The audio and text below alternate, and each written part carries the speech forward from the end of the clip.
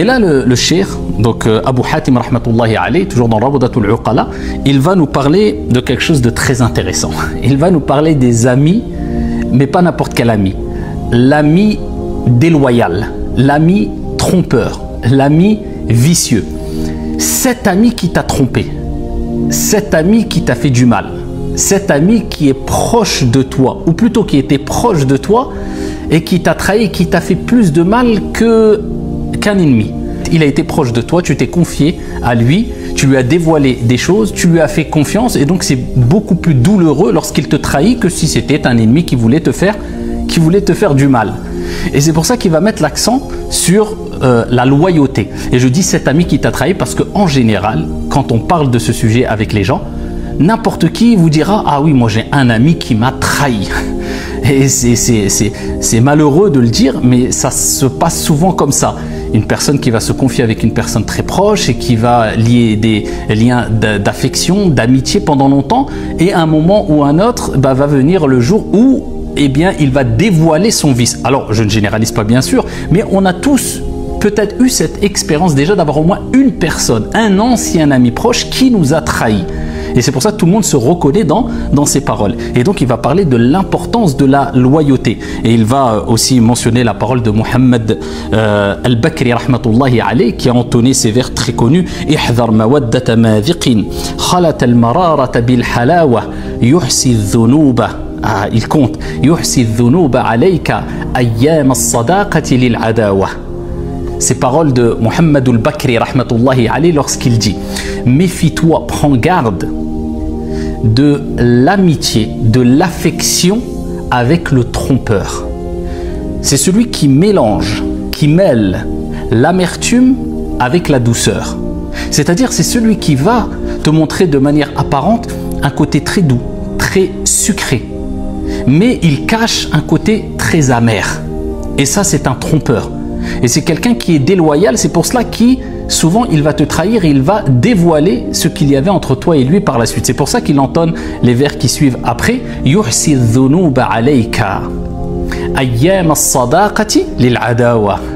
Il compte tes fautes de jours d'amitié pour les jours d'inimité.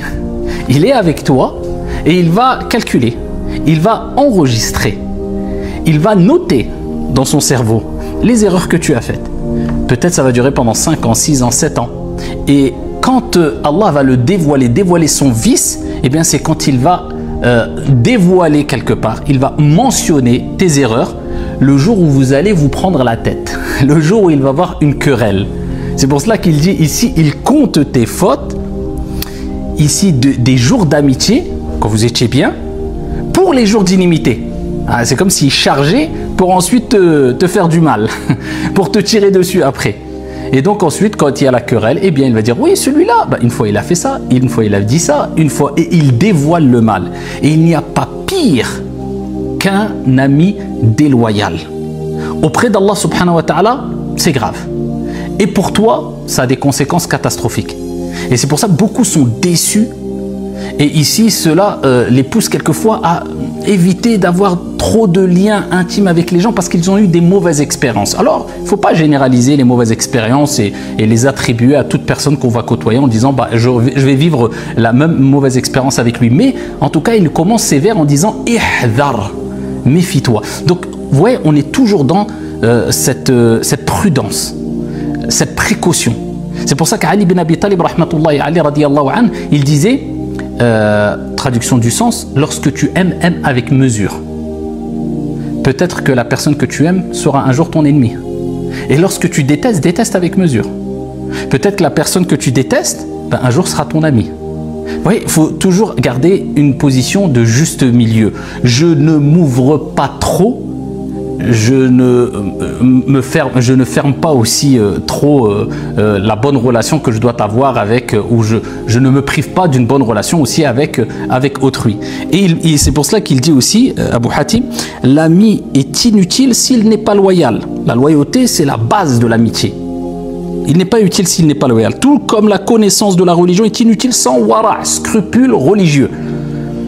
Quelqu'un qui a de la connaissance, mais qui n'agit jamais avec scrupule religieux, avec crainte d'Allah subhanahu wa ta'ala. Parce qu'il y a al-fatwa, il y a al-taqwa. C'est toujours, je me limite à c'est halal ou c'est haram. Il n'y a pas ce côté scrupule religieux, je veux faire le mieux.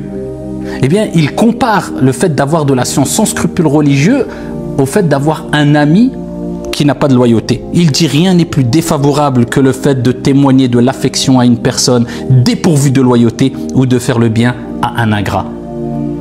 Parce que celui qui ne sera pas loyal, eh bien, il va tomber forcément dans l'ingratitude.